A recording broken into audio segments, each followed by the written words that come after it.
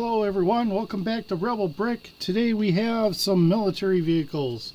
Alright, so this is a triple set. This is actually from Sluban. I don't know exactly if Sluban is from China or Japan or somewhere else. The mascot gentleman that they have, it is Asian of some sort to me. So I'm going to guess it's from somewhere in that neck of the woods. I have gotten some of their material before. That's where some of my trucks had come from. I think they're pretty decent as far as that goes. Obviously, I hold Lego a little bit at a higher kind of sense of how good they are in that. But getting some off stuff or whatever I can't normally find with Legos. Sometimes Sluban has their own, and this is their sets. So because of doing work with Kelvin Butterfingers and with him being military, which means I can put him into, I can have him back in the factory for doing some certain things, or I can have him do some, I figure like some exploration, or maybe I just put him into a military comedy for the day or whatever the case may be. I just figured it opens it up. I can throw him almost anywhere because he's been in a factory and all that. We can have him, anything can happen anywhere, and that's just the reason why I put him in a G.I. Joe-ish kind of scenario. We can throw him wherever. Whatever fancy just strikes me for the day, I can put them there, and it's not a big deal. But I picked this up as a set. The three vehicles themselves, now I got, again, this is something I can get off of Amazon, and this was $35. So three vehicles for $35 is not bad. It's a pretty good price range. So what we'll do is we'll just kind of cover one vehicle at a time. Let me move the helicopter and our tank off to the side here a little bit. We do actually have printed instructions. So this is BO309 M38. In all, it's 683 pieces.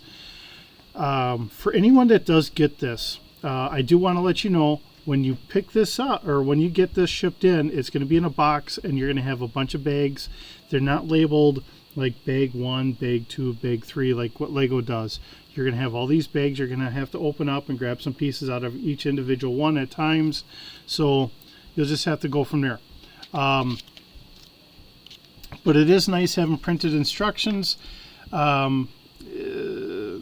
In some regards, to me, if this was a little bit bigger, that might help, because trying to figure out exactly where things should necessarily go.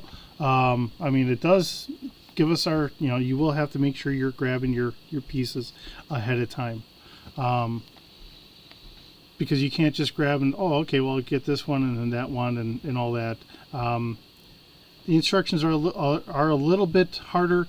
What really makes this more challenging than some of the other sets I've gotten is, if you notice, all the pieces are all pretty much the same color green.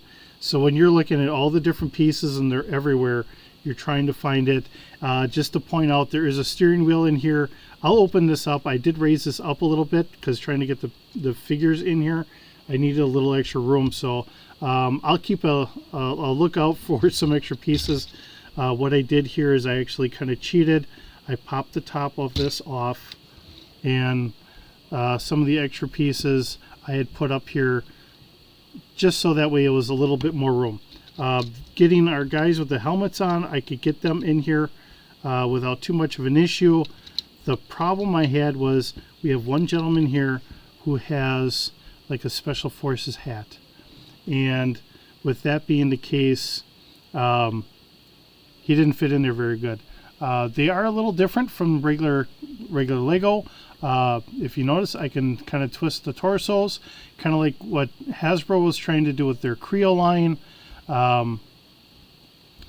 The head actually has a long stem on it for the neck, and that's what helps to connect the head to the legs. So when you actually have them in there and you pull them out, it all stays together.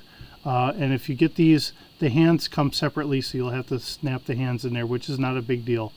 So when you get this, the feet will be together, the torso minus the hands, and of course you have your head, which has got its long stem, and then whatever hat you put on. So that's pretty much, you know, your figures.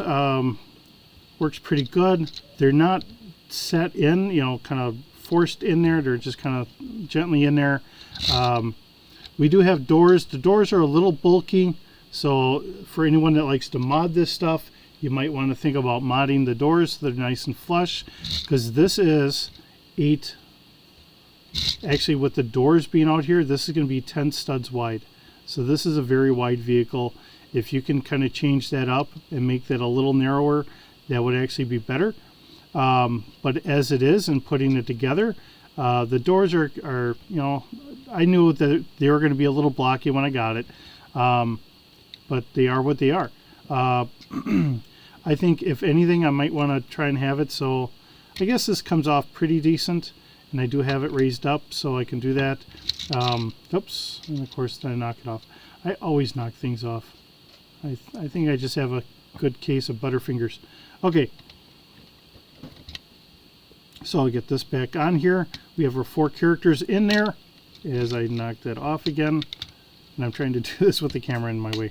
Okay, we got that one there.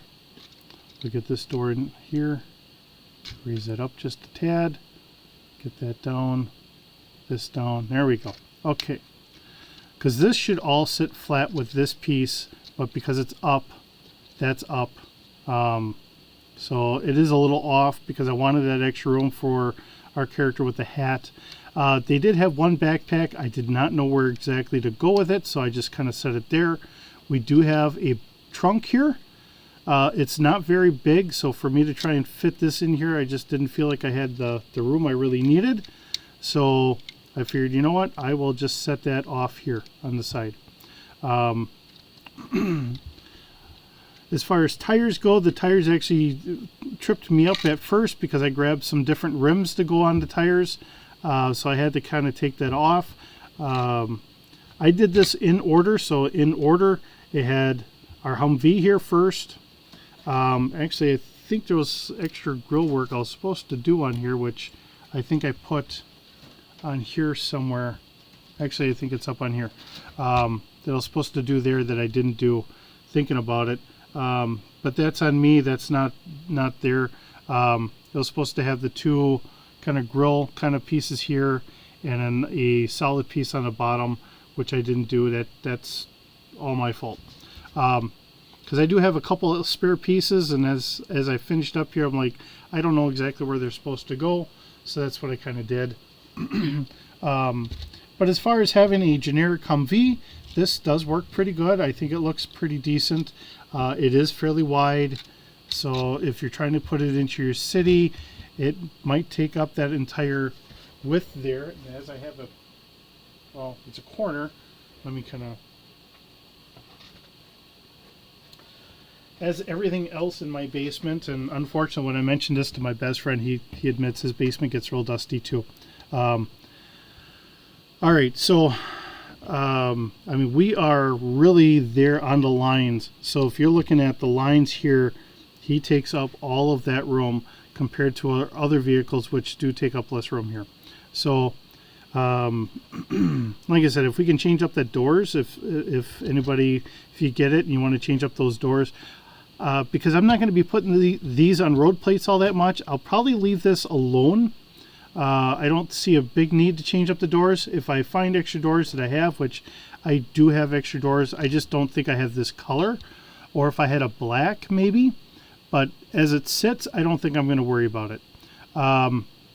Otherwise, depending on if you want to lengthen this out, I would say if you could maybe take it so our doors sit in here a little bit more, raise this up a little bit. That would probably work as well. But I'm just going to leave this be the way it is, and then we're going to go on to our next one. All right, so our second build for all of this was our helicopter here, and it is kind of bulky looking at it and that. I was kind of thinking something else for the rotor blades. This actually does work pretty good. there's a part of me that wanted to go a little bit less. This I'm actually going to use for our Cobra troopers. And the reason why I'm saying that is because it's only a single man helicopter. This would be closer to like the U.S. military Apache. So to me, to have a single seat similar to an Apache, I'm going to use this for our Cobra troopers. I figured that it would work well for there. They do actually have this on a pivot joint, but if you leave it down, it works pretty good. This is a little bulky. I don't know if anyone wants to try and redo this at all. And the nose cannon, I think, could have been done a little bit differently. Maybe in the future I might redo this whole nose a little bit, but as it sits right now, I'm just going to leave it be. That's not a big deal. I think of it as, for anyone that's familiar with G.I. Joe, you had Destro, which was always coming up with his own stuff, and I think he made some cheap knockoff stuff or whatever that he sold to different organizations throughout the world to make money, and I think Cobra was their biggest supplier. So it is kind of cheap, a little cheapish looking. You know, for a little kid, spending the time, maybe mom or dad helping them get this build, it's really not a bad build. It is kind of rugged. I think it's pretty good. I mean, I can sit here and wobble this. This is actually on there as a joint. See, as I'm pulling this up, there was no cross piece here, which there should have been. I don't know. Maybe it got missed. I'm not going to complain. I can lift it up here and it's not falling off. So for a kid, I think that works out pretty good. I think the tires are a little off. They are smaller tires, so I'm not giving them a lot of grief there. And for the price of it, I think it's really good. Because remember, all three of these are $35. $35 if I got something Star Wars. That is our small mercenary fighter that they have in the store right now. So that's just one vehicle compared to getting three of them. The biggest thing I really wanted to get was this tank, but I figured I could use this helicopter for a Cobra. So I figured if I can get all three of them for $35, I'll try and get that. So that's what I did. So I'll move that over. All right, so the tank, the treads themselves, this is a plastic. The wheels do move. It does roll a little bit. Due to packaging and everything else, the treads, they don't slide as easily as you might think. If I push down a little bit, it rolls okay. Otherwise, I can just kind of do this. No big deal. For the most part, I'm just doing comics. Comics or some other silliness, so it doesn't have to fully work and function as well for me. I did raise this up a little bit because it seemed like I was kind of catching on some of these bricks up here. So anyone that does put this together, do keep a little note that I'm showing you this to get a little extra clearance here. I did raise that up by one plate. Okay, I had some extra pieces I put underneath there to raise it up by one plate. That way it wasn't kind of resting on anything. I felt that was a good compromise here. I understand the idea of keeping this low because typically with our tanks there is a big hole there for that turret, and you can actually go from your driver's seat for the Abrams, from what I understand, because I'm talking to some of the drivers when I was in the Army, you can actually crawl from your driver's seat all the way to the turret and back. And you could do that in the Bradley too. Although the Bradley, we actually had a door that closed because if this is not centered, I can't get in there. I don't know how tanks do that. I honestly could not tell you. There's a whole different beast. I was never in a tank. I was mechanized infantry, so that's not something I had to worry about. Okay, so from here, this is on a swivel. Now, at first, I didn't think too much about it, and it does make some sense to me here to think about this. Now, if you were to take some sort of gun and put it up here, because quite often with tanks, they'll have like an M60 or for the United States, an M60, which is a bigger squad-based fully automatic belt-fed machine gun, or a 50 cal. A lot of tanks will have a 50 cal sitting up there for the commander, or sometimes it's in the back for one of the extra personnel. My understanding for the U.S. Army, for an Abrams, I think it's a crew of 5 or so. I was on a Bradley. We only had a crew of 3. But we were not a tank. All I was is an armored personnel carrier. What this is, this is not an Abrams, although this does open up, if you want to call that part of the engine. I could not get one of the guys to sit in there, and if you notice, the guys are actually standing here. So I have the guys standing there with their arms in that. There's just not enough room to get them to sit down in here. Maybe if I took this off and then I added a little bit to the hatch, which might happen. There is room on the side here, so maybe what I should do is I should add something here, keep this open, and have each hatch 3 studs wide. That would actually kind of work out pretty good. But for the moment, I just kind of have them set in there. Holds pretty good. I can't, like I said, I can't get a figure in there.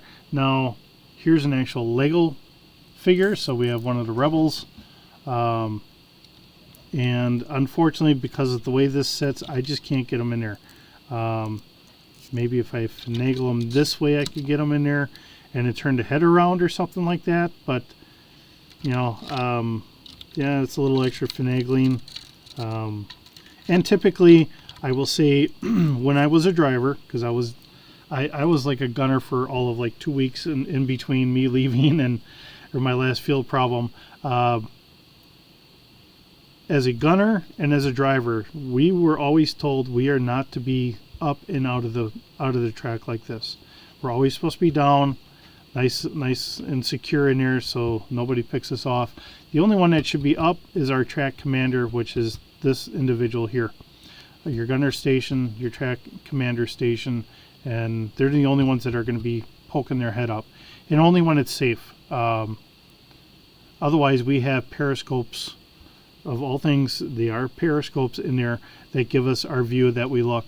I'm going to guess if this was, this comes out here, this is where the driver would be sitting-ish. And I think I could probably maybe modify this a little bit to accommodate them a little bit more. I'm not going to worry about it too much. Maybe on the next one I might try it if I get another one. Well, I got 2 of them. But we'll see. I got one together now. It because of having all the pieces out here, it does take a little bit of time to try and find everything. And then having these being able to flip up, there are some old tracks that used to do that. And the reason why we would do that is, unfortunately, every so often your tracks wear out and you throw tracks, so you have to get it all lined back up. We would actually, on a Bradley, we would have to take all these off, so we would have to unbolt them, set them off to the side, and then we'd do this. Here, these are just flipped, which works out. It works pretty good. I don't have any issues with that. We have this here, so if you were, for us, we would have some of our gear bags sitting on the side here. Like that backpack could probably go back here or something like that. And that wouldn't be a big issue. So, like I said, the hardest thing is all of these pieces are pretty much the same color green, trying to find the right pieces for the right build, because as you're starting, especially when I was starting with the Humvee, I have everything all over. And I'm trying to separate where all the bags are. And it worked pretty good. Looks like we have some sort of system back here. These are 2 different pieces that are in there. I don't know what those are supposed to represent. Maybe somebody that's a tanker that sees this, maybe they might know. If you do, let me know. Like I said, I was on a Bradley, and I can't say it was a tank. It's an armored personnel carrier. It's like a 113 on steroids. But